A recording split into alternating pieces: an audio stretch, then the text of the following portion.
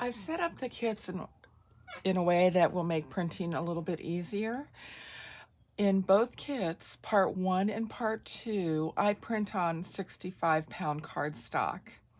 Part 3 and 4 of both kits, I print on 28 or 32-pound paper. I like to print the cardstock first so I can work on cutting out the ephemera while the other papers print.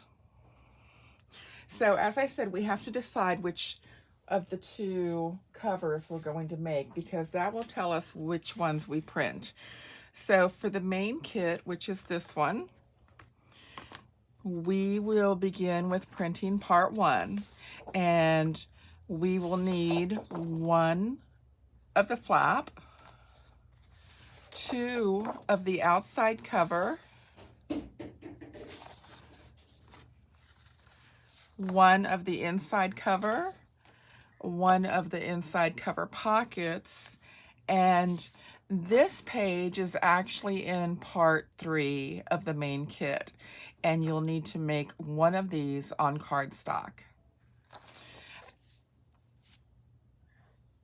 In the main kit are the journal pages, some of the journal pages, and I like to print the journal pages on both sides the same.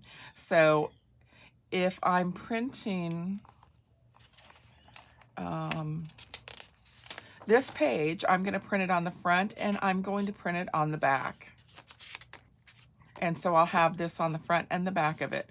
The only exception to that in this kit is that this page actually has its own back, and so I print those separately so that I'll have the back on it. And I make 1 print of each of the pages. Now, if I'm going to make this journal cover, this cover is coming from the add-on kit, and for that I will need 1 of the flap, 2 of the ledgers, 1 of the cardstock. This is from the main kit, part 3, and 1 inside cover and 1 inside cover pocket.